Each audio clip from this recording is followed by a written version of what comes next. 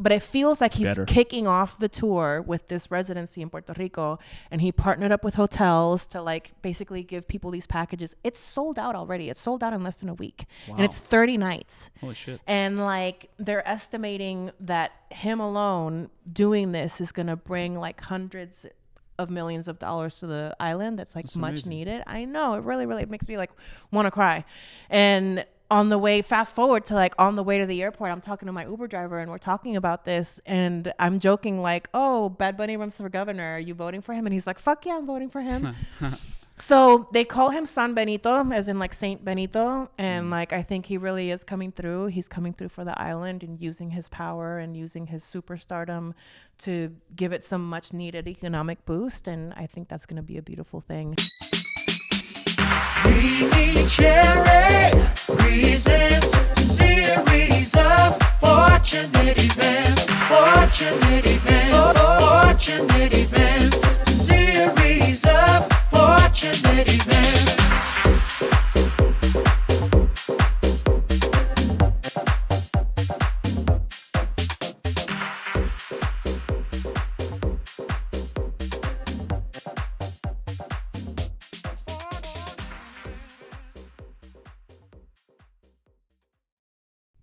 Hello.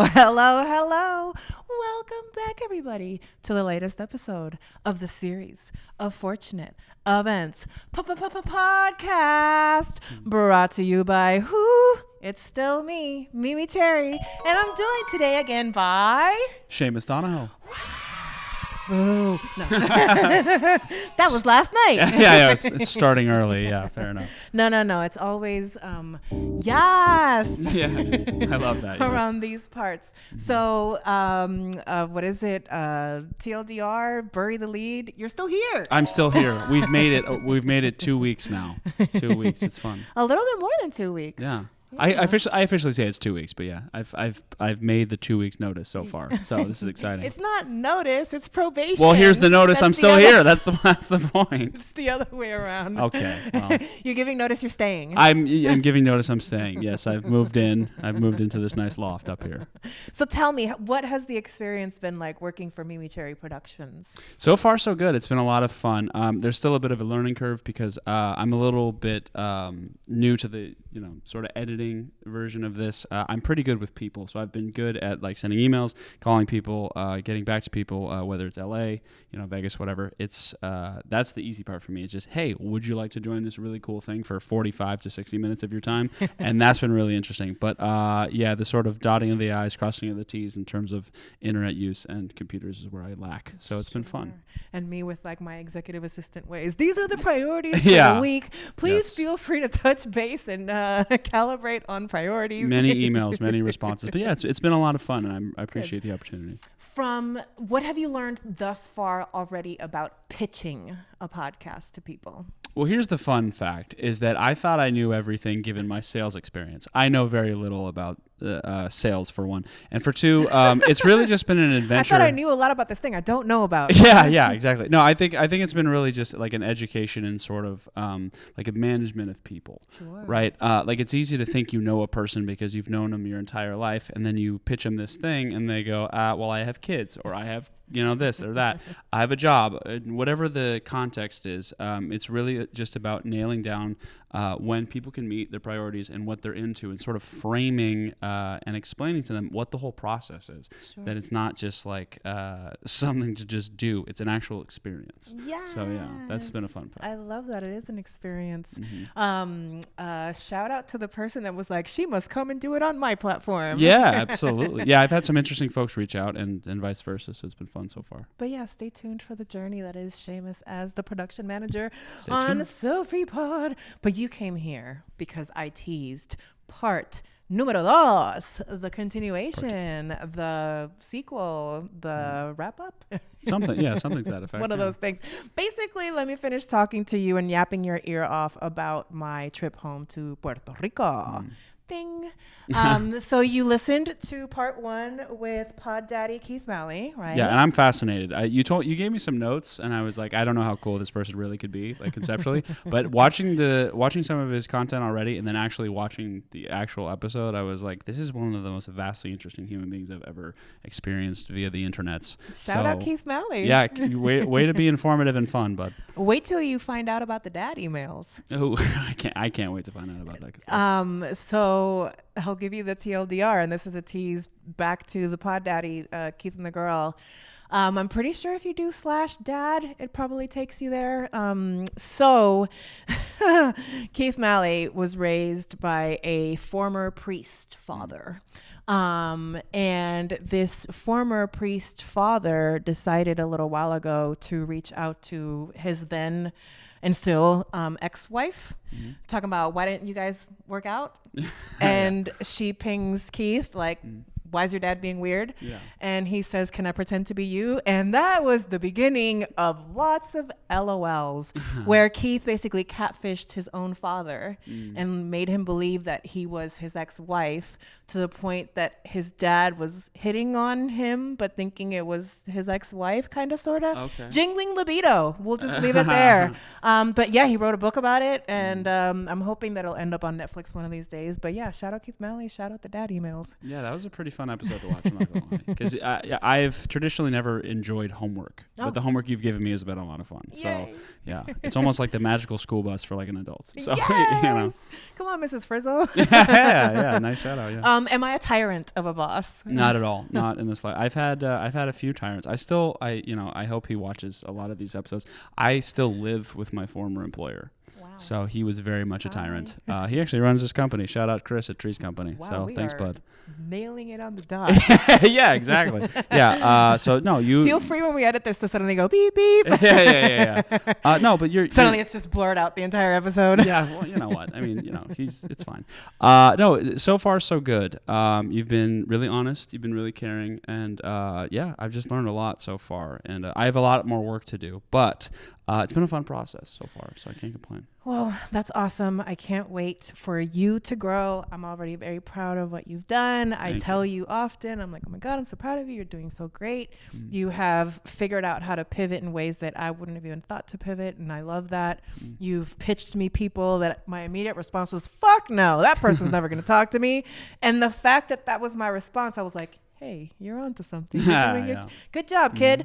Thank you. So I wanted to do the second half of the recap with you, although Keith would have been just as good because he also is sober, but I feel like I have different types of conversations about sobriety with him versus with you. And I feel like you're a little bit, you're the softer side of Sears of sobriety. Okay.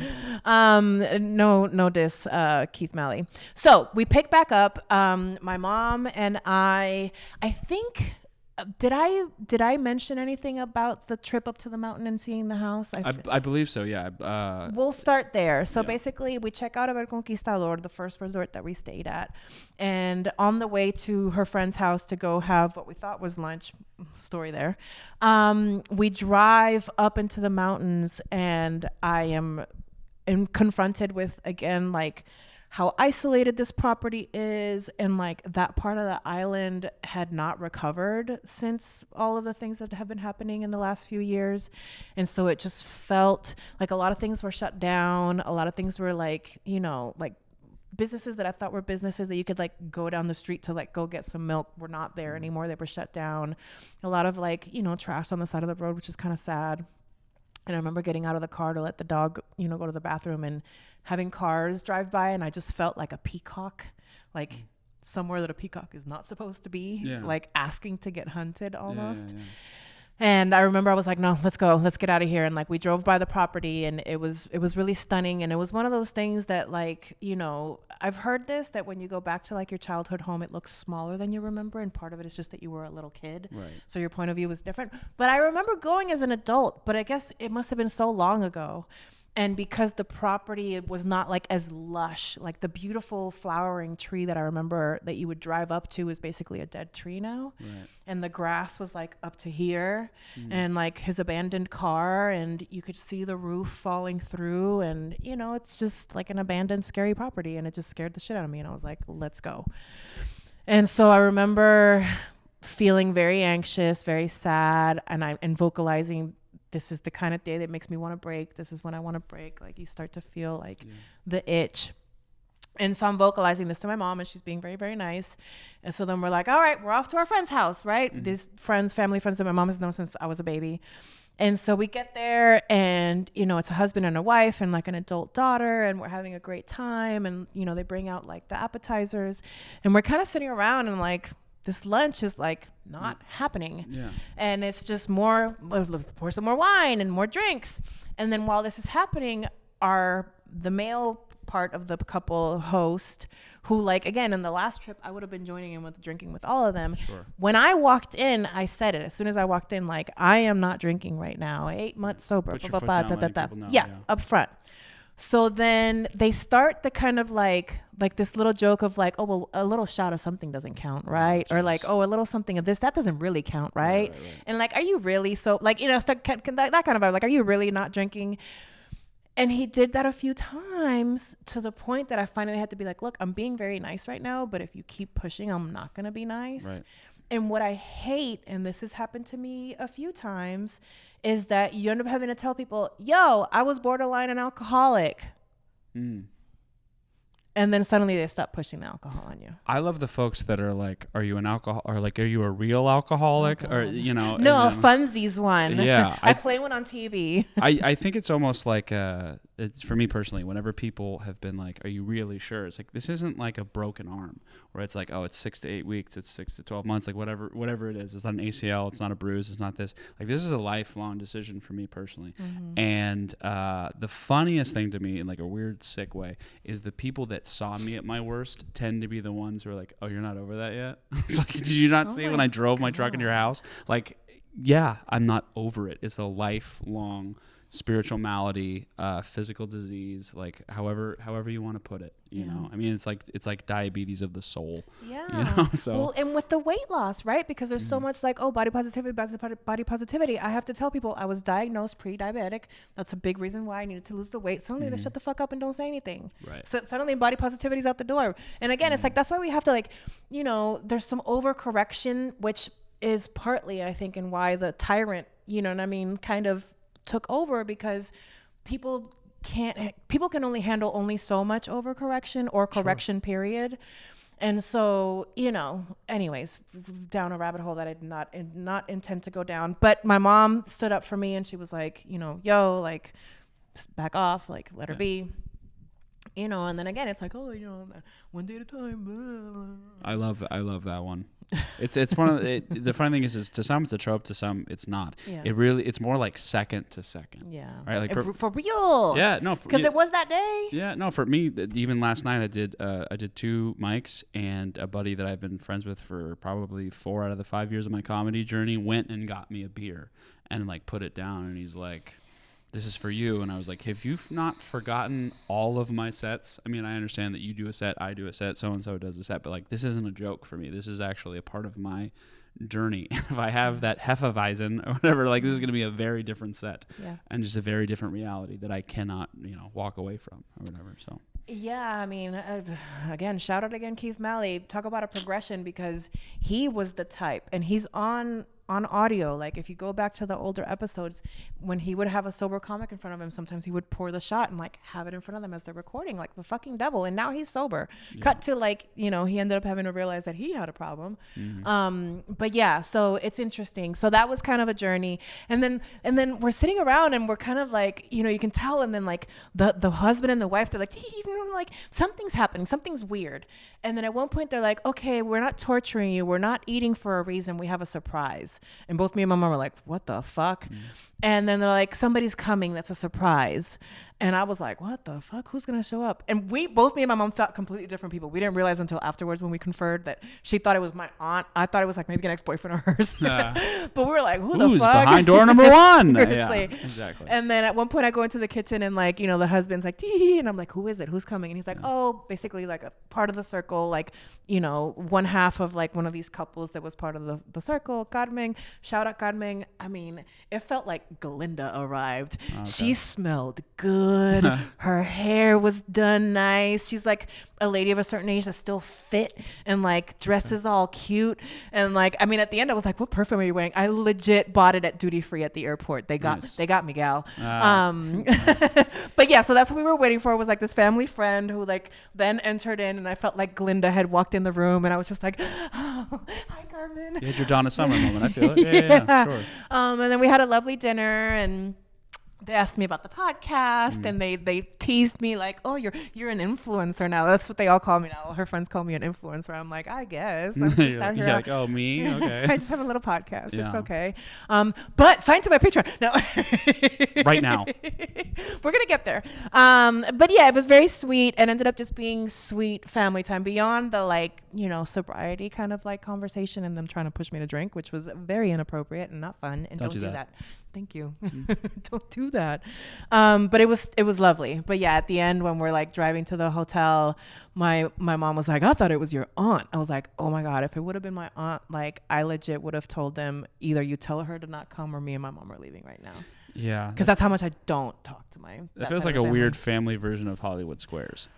Where it's like, oh, it's Uncle Rick. It's like, why? No! Why? We don't like him. I don't want that guy here. What? So then we leave, and to wrap up this day of the recap, we leave their house, and we like have to get like a little bit on the freeway, and we're kind of like more in the main part of, San Juan to go check into the Fairmont. And all of a sudden we see like on the freeway what looks like police assisted protest. And we're like, is this a protest? This is odd. But like the cops are like escorting them. And then as we get closer, it was the cops. It was like Puerto Rico police. It felt very propaganda like. Like it looked like they were running a marathon, but on the freeway. They shut down the freeway to like run the freeway and like clap each other on. Okay. It was wild. And we almost got stuck behind them, but then we were able to like maneuver and get in front of them and go check into the hotel. But that was like weird. And they were like in their like Blue Lives Matters shirts. It was wild. I don't know, whatever. Shout out Puerto Rico. So then it's like a Puerto Rican dance mob. I don't know what that is. No, but it was legit cops in their Blue Lives t-shirts cheering each other on like a marathon on the freeway. Okay. They had blocked, and they were escorting themselves on this freeway run. Okay. It's a bit strange. It felt propaganda-like. Yeah. It felt weird. It was weird. Yeah. I was like, whoa. Because when I saw the people in the freeway, I was like, if this was back home, they would have like clubbed them. And then as soon as we got close enough, I was like, oh, it's because it is the cops. Oh, jeez. Yeah. Mm-hmm. But that was interesting. Maybe it's a protest against protesting. No, I'm telling you, it looked like they were running like their little like cop marathon. Yeah, it's like the Boston Marathon, but in Puerto Rico. Yeah, sure. Like for the cops. Yeah. On the freeway. Yeah. Fair enough. Next to the airport. As one does. Yeah, let's shut down the freeway by the airport. Yeah. Because, nobody. People don't have anywhere to go. No, not at all. So then we checked into the fabulous Fairmont Hotel, San Juan, which was a little odd checking into it with my mom because it's like a very swanky, sexy hotel. Like you walk in and it's all like dark wood and like moody lighting. Again, very sexy, very like, ooh, bring a date. And here I am with like my mommy. But it was nice. It was a very nice hotel. I love a hotel. It's one of the things that I will spend money on. I don't spend money on a lot of things, but a nice hotel will always get me. And so we check in. The first day that we're at the hotel, we hang out by the pool. And we get like our little pool chairs, and like I had already gotten once at the Conquistador. The whole like cabana thing was a fucking racket if you're not drinking alcohol. It's not worth it. So I learned this time. I was like, asking how much the cabana is, and I'm like, this is a fucking racket. They were like, oh, these ones over here, if you're a guest from the hotel, will waive the rental fee, but you have to spend $350. Or these other ones, it's $150 rental fee and you have to spend $150. And I was like, oh wow. No. Yeah. For me and my mother and my dog, I don't think so. So we just like paid a little attendant to like set us up on these chairs with the common folks in the common area. Ooh. It's very Hilton of them. Doesn't Hilton do things like that? Where it's like, oh yeah, come to New York, but you have to check out 50,000 timeshares. Yes, exactly. Nothing is free. So we're sitting next to this woman and what ends up being like her adult daughter and their tiny little dog. And the daughter goes to like go swim in the pool, and the mom is just like not about this little dog. Mm-hmm. And so then she sees me and my mom kind of like, we're playing a little game. My mom and I love playing board games. And so we're playing a game, and she kind of sees us, and she sees that we have a little dog, and suddenly she sparks up conversation with us. She's classic Nuyorican. I can't even do the accent, but it's like the Nuyorican accent. Is that your this is not my dog. This is her dog. It's not my dog. I don't like the dog. And we're like, okay, she doesn't like the dog. And suddenly it just comes up that she's like, she starts flipping out because she realizes that she sees her future in front of her, which is an adult daughter with a little service animal dog and no children, right? Ooh. Because she's like, is this your mom? I'm like, yes. And she says, how old are you? And I said, 45. And she says, wow, you don't look it. I said, thank you. And she said, do you have kids? Nice. And I said, and I point to the dog, and she just like, her face was like, oh my God, this is my future. Her daughter is 22 and wants to be a doctor. And this woman's telling us that no, she wants her to get pregnant because she can take care of the baby while the daughter goes to medical school. Dreams. So, you know, for as much as I give my mom a little bit of shit for like, you know, maybe being a little neglectful and like not having been around, she's not that kind of mom. She's not. Shout out, Mom. Yeah. Hi, Mom. Way to have some progressive stuff going. Good She's never been the type to be like, oh, you have to get married. She's never asking me where the grandkids are. She has always been more worried about me being independent and like being able to take care of myself and like, you know, have my finances straight and be able to retire someday. That matters more to her than, I mean, I'm sure she would love a grandchild, but small measures. Way to go, Mom. Yeah. And so then we also had an interesting conversation, and she clued me into some of the history of Puerto Rico that I was unaware of, or like I didn't have the full picture of, some of which also Bad Money has inspired me to check out more of my Puerto Rican history. But at one point I was like, part of this trip was whether I was going to like buy my grandfather's land back or not. Once I got scared to get out of the car and realized that like it was not going to be safe for me to live on this property, it was kind of like, okay, idea done. But I still felt sad about the state of affairs in Puerto Rico, because you can see that some people are doing really, really well. You can see that some are still struggling. You can see that lots of parts of the island still haven't recovered from back-to-back storms and COVID and Trump and everything. And so I'm like, oh, you know, kind of like tinfoil hat conspiracy theory, like the man is trying to squash us so that they can get cheap land down the line, right? And she was like, well, it goes further than that. It basically technically started in the 90s because there were subsidies by the pharmaceuticals. And when those subsidies left, the pharmaceuticals left, that they thought they were going to stay, but they didn't. They left. And then there was the mortgage crash, and then there was the storms, and then there was COVID, and then there was Trump, and they just haven't recovered. But shout out Bad Bunny, shout out Benito. Shout out, bud. Yeah, when I was on the island and I was this close to buying a ticket back and like getting us back over there, but it would not have been financially responsible for me to do that. So I didn't buy the tickets. But he announced a residency in Puerto Rico, basically, instead of, although I think he's still going to go on tour. He better go on tour. But it feels like he's kicking off the tour with this residency in Puerto Rico. And he partnered up with hotels to like basically give people these packages. It's sold out already. It's sold out in less than a week. Wow. And it's 30 nights. Holy shit. And like they're estimating that him alone doing this is going to bring like hundreds of millions of dollars to the island. That's like much needed. I know, it really, really makes me like want to cry. And on the way, fast forward to like on the way to the airport, I'm talking to my Uber driver and we're talking about this, and I'm joking like, oh, Bad Bunny runs for governor, are you voting for him? And he's like, fuck yeah, I'm voting for him. So they call him San Benito, as in like Saint Benito. And like, I think he really is coming through. He's coming through for the island and using his power and using his superstardom to give it some much needed economic boost. And I think that's going to be a beautiful thing. But yeah, so I am not going to be going to move back to Puerto Rico anytime soon. The other thing I did was when I came back was I work for a redacted tech company during the day, and I work from home, but I guess for whatever tax reasons, you can't work. If you're a U.S. citizen, if you're based in the U.S., I don't know. Long story short, they don't recognize Puerto Rico as one of the places that I can go to. Like, I can't work from home and like live in Puerto Rico. Yeah. So it's not an option. I want to retire now there someday. So that's the new plan. I just have to become very, very rich first. We have 1 minute. What? We have 1 minute. We have 1 minute. You have 1 minute? No, so we have 1 minute. 1 minute. Switch over. You are right. We have 1 minute. Thanks. That was so seamless. I know. That's why we this is going to be part of the cutaway. This is fun. I think what my new production manager is trying to tell me is you probably should put a pin in this conversation. For now. Because we need to go to commercial break. I love commercial breaks. That's what my production manager is telling me. It's still a work in process. But yes, that's what this is what I'm telling you, and that's okay. But we're going to have a fun thing waiting for you, so come back. We're going to need like instead of a safe word, like a cut word. I love a good cut word. That could be a new segment. Welcome to Cut Word. We'll be right back. We will. Bye. I was wondering, do you remember that you have a Patreon? Wait, I have a Patreon? Now, correct me if I'm wrong. Not only do you have a Patreon, but you also have a certain level of each Patreon that each person can aspire to become. Yes, you can aspire to be one of my patrons. What is the first level? Well, I'm so glad that you asked. The honey level.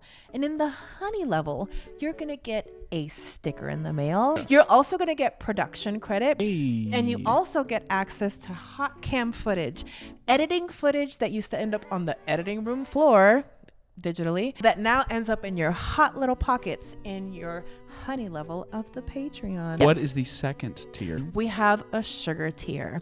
In the sugar tier, you're going to get not one sticker.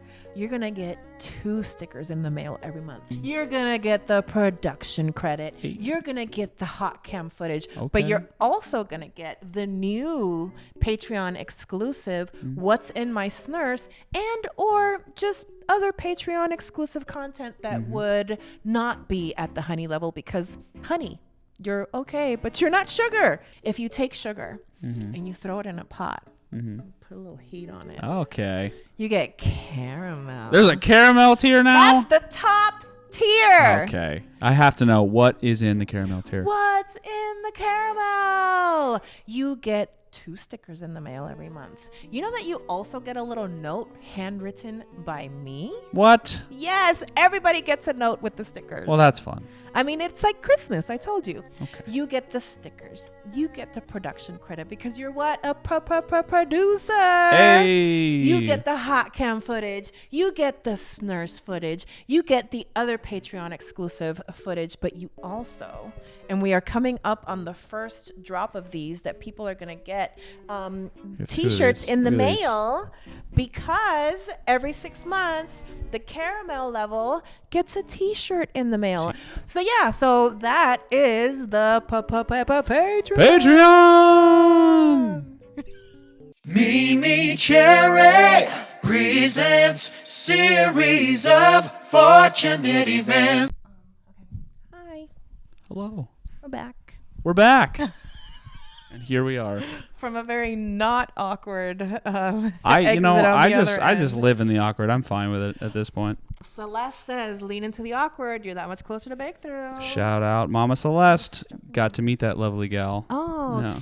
Well, before we finish my Puerto Rico recap, yeah, you were the one mostly straight guy. I was the mostly straight guy, at yes. the brunch table. It's me and my gaggle of guys and dolls and gals. What did you think of the little tribe?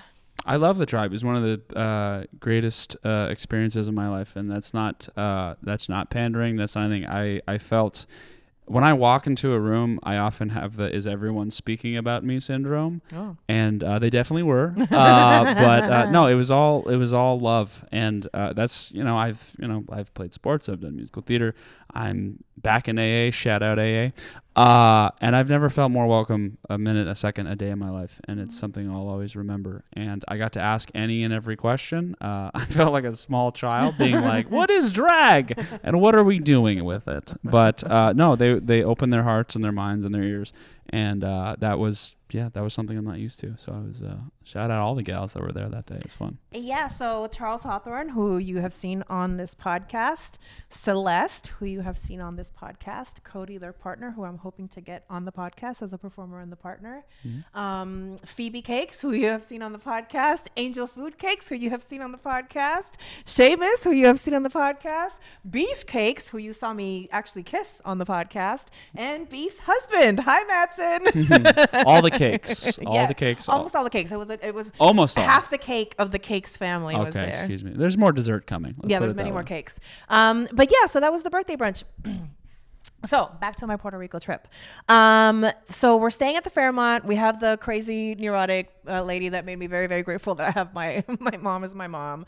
And then the next day we got to see another family friend of hers that like has known me since I was little. And it's like the friend that like used to always grab me by the back of the neck when I was little.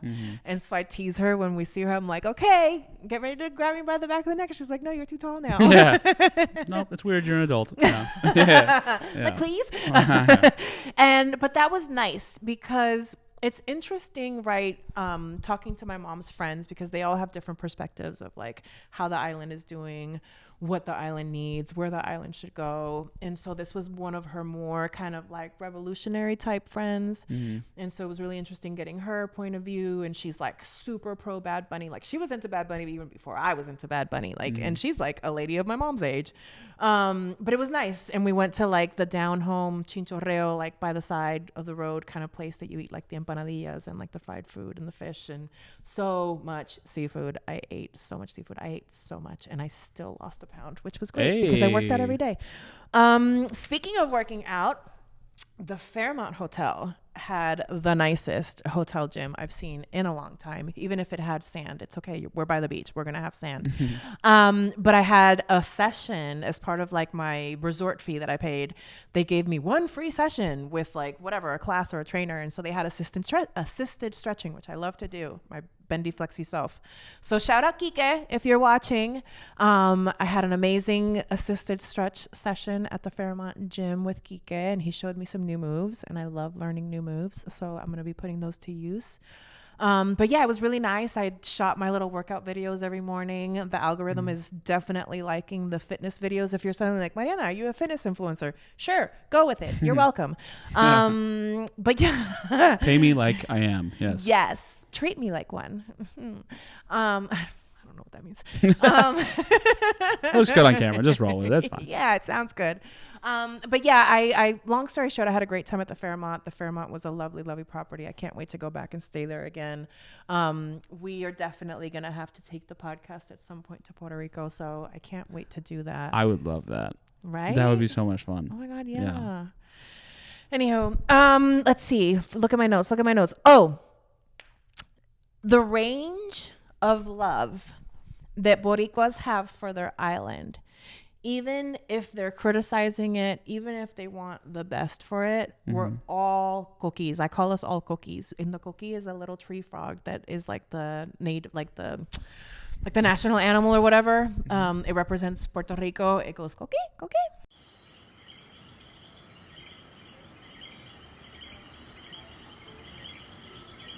My first tattoo that I had. And we all just love Puerto Rico. Like it's just you can take the girl out of Puerto Rico, but you can't take the Puerto Rico out of the girl. And I kept quoting you actually all week. Oh yeah? Because I was like, este americano, un blanquito. So like this white guy, an American, tells me, right? And I literally was saying this to anybody that would listen. It was mostly men because they're the ones that are going to appreciate it. You see, and this is, I'm quoting you loosely, but this is something that Seamus said. You see an Asian woman, you see a black woman, and they're going to be women first. But if you see a Puerto Rican woman, she's Puerto Rican first, and then a woman. Oh, wow. You said that I said that. Yes. Yep. I quoted you like 10 times. Okay, fair enough. Yes. I've said it on stage before, too. And they it went about as well. Loved it. Like this they all ate it up. They're like, "Yep, that's right." Yeah. Okay, that's not gonna get me murdered. No, not at all. Sure. Yeah, no, that's true. And I come from a fine line of Irish gals, Irish lasses, if you will. But yeah, I forgot I said that. I didn't. Yeah. Okay. Fair enough. I quoted you so many times, but people were eating it up. They were like, "That's right, girl." Okay. Fair enough. But yeah, so that was the low and the high and the beautiful and everything in between. I came back to California, and on Friday when I went to go train with my trainer at the gym, I was like, who the fuck are all these people, and why the fuck am I here, and why am I not in Puerto Rico? I was really mad for like a week. But then brunch brought me back to life. Brunch made me realize that I have family here, and I have friends here, and I have a beautiful life here that I've built for myself. Someday I will go back to Puerto Rico, but I need to become financially, financially independent, retire early. Shout out mom. I was gonna say shout out acronyms as well. Yeah, she follows, it's like a point of view, like people use it as not a modality, but like a philosophy. A lot of people, quote unquote, my age or younger, it's this movement. That's what she calls it. It's a movement. It's the FIRE movement, and it's financially independent, retire early. And it's not necessarily about retiring, but it's just about being financially independent enough to do whatever you want. And so in theory, for me, it would be to create art anywhere in the world, i.e. the podcast, my photography, painting, drawing.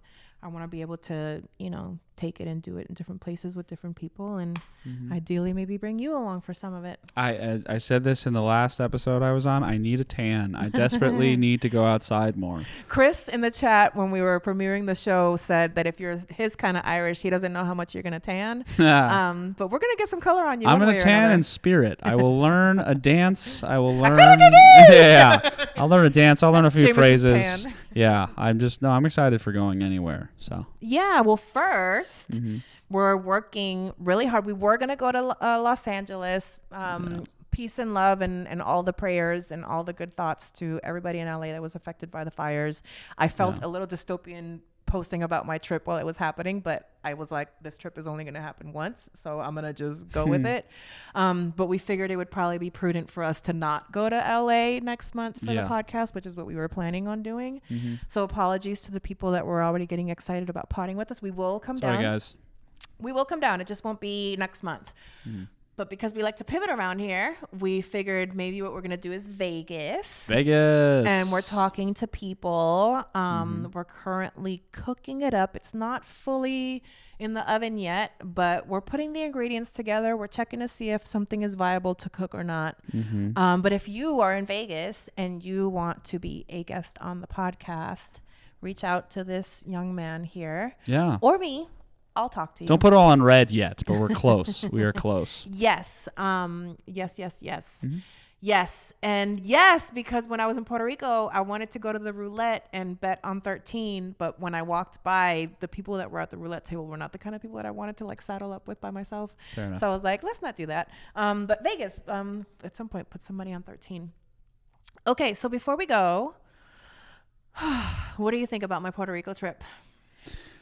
I think that when you left, you had some hesitation, right? You were going back to a place that had some hard memories and some hard times, but you were genuinely really excited about it. And I knew that if you just got some time on the beach, time with the pup, time with mom, that you would be able to just sort of shake loose and sort of break through from that anxiety or whatever. And of the emails and talks and stuff that we've had when you were there, when you were there, and when you came back, I just feel like you almost got like a fresh restart, if that makes sense. Oh yeah. And knowing what I know of you so far, I understand that you may be there one minute, here another, and it's really hard to establish roots. And you've got many roots in many places, and like you said, a part of your soul is like, I have to be there. This feels like home. But then the second you were home, you were filled with like a cornucopia of love, understanding, and like security, which is like super rare in the world right now. So the fact that like you have your feet, in two different versions of the sand is great. And I don't know a lot of people that have that. So You know, plus maybe we'll get more sand in Vegas. I don't know. There's a lot of sand out there. There's no water. It's really hot all the time. The other one that we're thinking of possibly doing, which would be the baby Puerto Rico, is Miami. Yeah. Because now that I realize that I can't work from home from Puerto Rico, the next best thing feels like Miami. But before I root up and move to Miami, I think I need to go spend some time there. So we might take the podcast out there, and I might just go out there on my own with the dog and spend some time and see if it's for me or not. But, you know, I didn't realize, I think because I've become so acclimated to being part of this melting pot that is the Bay Area, I didn't realize how much I missed my culture, my people, and being unapologetically Latina. And when I was in Puerto Rico for 10 days, I didn't have to spell my name not once. And that stood out to me the most. Like checking into a reservation and saying Grajales and them not even blinking an eye and knowing exactly what my name was priceless. And I think that's the feeling. I think I've mentioned this to you before. Sometimes when I try to dissect things, or like you're chasing something, is like, okay, let's work through this and let's chase the feeling or the goal at the end of the rainbow, right? Yeah. And so I think that's the feeling that I'm chasing by wanting to go home, is to be like unapologetically me and feel okay. Sure. I mean, I can only speak to my own experience because I have a name like Seamus. So people are like, what is it? Is it Shamu? Is it semen? Is it shampoo? Like, what is it, you know? Oh, yeah. No, that's, kids call me that growing up all the time. They thought it was hilarious. It really sucked. Mariana, which is like a hog. Yeah, and to be clear, there's not a lot of like cultural stuff really to be made fun of besides like, you're a drunk and you know, you're like, stuff, I am. stuff with the stuff with the Catholic Church or whatever. But in terms, of the friends that I have that have had similar experiences, where it's like, can you just get my coffee order right? Like, come on, it's not that hard, you know. Yeah. And I've never really like when I go to Starbucks specifically or other places, I just say Jim because people can't really fuck up Jim. But I often forget not just heritage, but the meaning behind somebody's first, middle, last, whatever name that they so choose. Like, there's a lot of power in that feeling of like, no, like you said, wow, somebody got it right. I know. You know, because I don't know if you folks know this, but the most powerful sound to the human ears is actually our names. That's why homeless people that's the one thing they don't get to hear enough of, because people don't know who they are, and it's brutal. You know, so if you hear it from a child, it's amazing. You hear it from a partner, it's amazing. Like, so just the fact that, like, I felt that sentiment when you said, finally somebody got my name right. Yeah, well, you know, I'm always so quick to like, Mariana, you can call me Mimi. Mariana, you can call me Mimi. But like, whenever I come across somebody that can say Mariana, because if you're gonna say Mariana, just say Mimi. Like, it just. But if somebody comes along and they can say Mariana, I'm like, Who, me? How are you? Say it again. Ooh, Mufasa. I'm still practicing, just so we're clear. Ooh, Mufasa. Say funny. it again. It's good. So yes, takeaway from Puerto Rico was being able to be unapologetically Puerto Rican, Boricua, Latina, Mariana Grajales, aka MeMeCherry. If I met you, Kike, shout out Kike. If I met anybody else, you're watching this and you came across this podcast because I saw you in Puerto Rico, shout out. Benito. Mira, Benito, ven el podcast. Vamos a hablar un poquito. Podemos hablar en español. We can talk in Spanglish. Podemos hacer un poquito de inglés y español para que practiques. You know, you need to practice your English. Yo tengo que practicar el español. Él tiene que practicar el español. You know, come on, Bad Bunny, come on the podcast. Come on the podcast. I'm going to just every That's episode the English now, version of that, bud. Every episode now, I'm just going to be making pleas for Bad Bunny to come on the podcast. You know what? It's just for the folks, whether it's Patreon, whether it's regular listeners, whether it's whomever. We're big about manifesting on this show. Yes. And nothing is impossible. We've got many logs in the fire. And who knows? Maybe we do come up with something that he and other huge artists are like, oh, I have to speak about that thing. Yes. You know, it's possible. And come talk to me because I'm a fun time. And just, you know, come on. And I'm cute. Don't you want to sit across from me? I know I do. That's just so narcissistic. No, but that's good. That's a good thing. What does Mama Celeste say? Lean into the cringe. Lean into the cringe. And speaking of manifesting, we did that at the brunch. I gave everybody homework. I love homework.